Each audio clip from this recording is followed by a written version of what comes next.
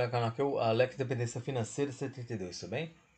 Vamos conversar sobre o BRCR11, um fundo de lajes corporativas do BTG Pactual. É um fundo que ele passou por várias dificuldades, vacância, alta alavancagem, e no meio do ano passado eles fizeram uma reestruturação no seu portfólio, né? Vendendo alguns ativos que não eram tão bons, né? Focando mais em ativos AAA e 2A, jogou praticamente desfazendo dos imóveis ruins e ficaram com os imóveis bons, né? E com isso ele vem mantendo um rendimento bem interessante, as cotações se desvalorizaram, mas só que eu montei minha posição aqui, comecei a montar minha posição já faz um tempinho já, né? Eu venho comprando pouco a pouco, mesmo assim, eu, eu tenho exposição nesse fundo em 2,5, 2,3% da minha carteira de fundo imobiliário, né? Como é para gerar ganho de capital, né? Então eu não invisto muito, né? Eu invisto mais nos fundos mais conceituados, robustos, eu invisto um pouco mais, né? Mas esses fundos para gerar ganho de capital, né? Eu invisto um pouco menos aqui para não correr o risco de levar uma lapada e perder e desvalorizar muito as suas cotas, né? Está cotado a R$ 43,53, entregando um dividend yield de 12 meses de 13,29%, entregando mais de 1% ao mês, né? P sobre VP de 0,51%, tá metade do seu valor patrimonial, liquidez diária de mais de R$ 1 milhão. Para quem não for entrar com um valor muito grande, né? É bem tranquilo, né? De entrar e sair do fundo. Variação de 12 meses de menos 8,94%. Ação padrão sem o reinvestimento dos dividendos. O fundo aqui no seu auge aqui, ó, chegou a R$ 116,69. Depois de lá para cá, depois da pandemia, só veio ladeira abaixo aqui, né? Por causa da vacância, muitos começaram a trabalhar home office, aí despencou. Teve a debandada de saída de investidores aqui, ó. Ele chegou na sua mínima de R$ 39,49. Vem entregando um yield mensal de 1,02%. E este mês ele entregou 45 centavos. Gerencial de abril de 2025. O fundo teve início em 2012, um fundo até que bem antigo, né? Taxa de administração de 0,25% ao ano sobre o valor de mercado e de gestão de 1,10% ao ano sobre o valor de mercado. Prazo indeterminado. O fundo repactou a extensão da dívida por mais 24 meses,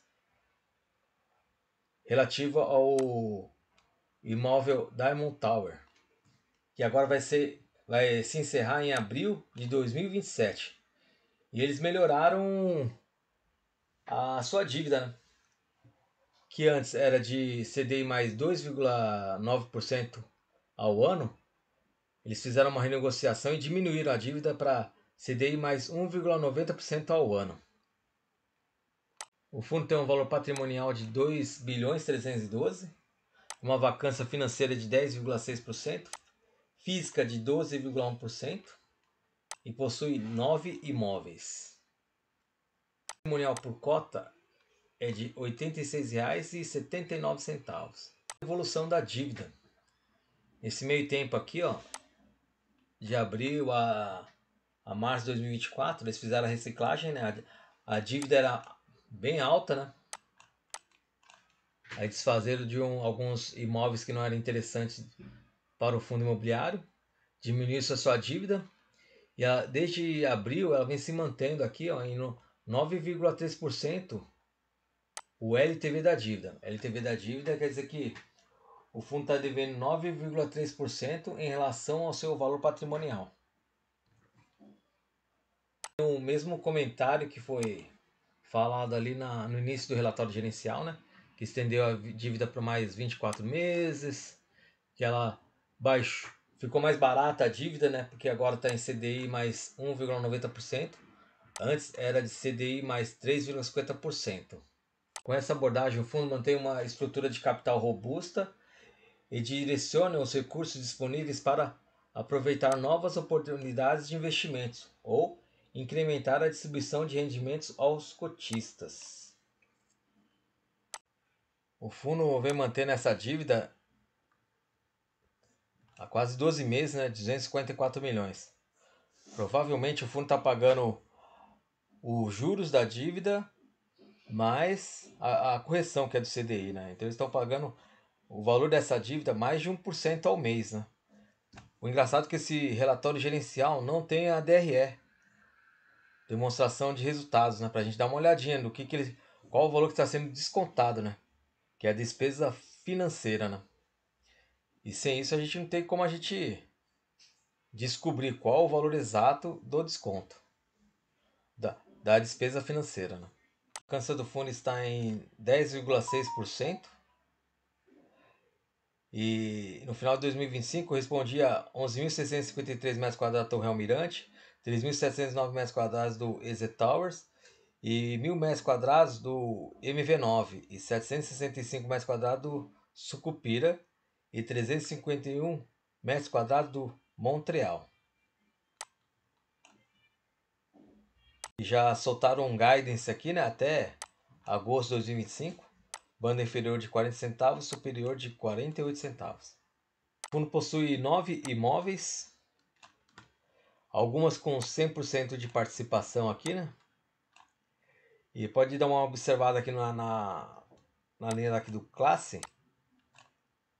Quase todos AAA, que é a mais alta classificação de qualidade dos imóveis, né?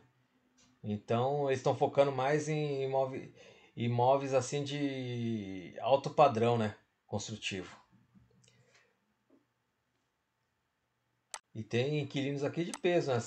TIM, Samsung, esse Estácio Educacional Petrobras, esse WeWork, esse tipo de empresa aqui, né? Salas compartilhadas. Muitos deles estão fechando aqui na minha região aqui de Londrina, né? Então, esse aqui também é um ponto de atenção. Porque na época da Covid, né? Muitos começaram a fazer trabalho home office ou trabalhando nessas pequenas salas de locações aqui que você aluga, paga uma mensalidade e você usa uma sala. Você pode alugar um, um espaço para reunião, né?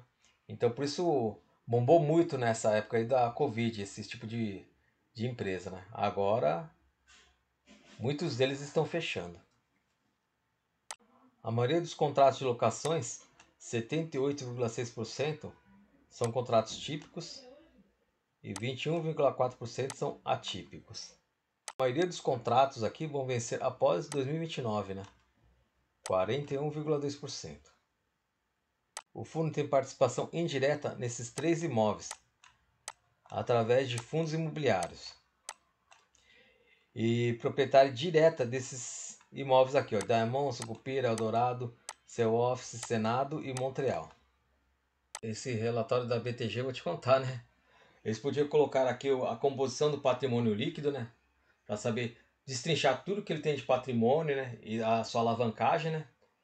Para saber lá no finalzinho o patrimônio líquido, né? Eles não têm DRE, demonstração de resultados. Aí é complicado, né? Como a gente vai analisar um fundo sem esses dados aqui importantes, né? E a gente vendo lá o informe mensal, é difícil a gente saber, né? Com precisão o que é que tem ou o que é que não tem nesse fundo aqui, né? Eu vou mandar um e-mail aqui para o fundo questionando o porquê de não adicionar, né, esses itens que eu acho muito importante no relatório gerencial. E aqui eu dou uma olhada aqui, ó, dívida líquida e caixa líquido é de 127 milhões. Mas é complicado, a gente não sei a gente não sabe quanto que eles têm de caixa, quanto que eles têm de ativos de liquidez. Então eles podiam destrinchar melhor aqui, né? Em valores, né, exatos, para a gente fazer uma análise desse fundo imobiliário para ver se realmente vale a pena ou não. E é isso que eu queria conversar com vocês, galera. Se vocês gostaram desse conteúdo, por favor, se inscreva e dê o seu like. Muito obrigado a todos. Valeu!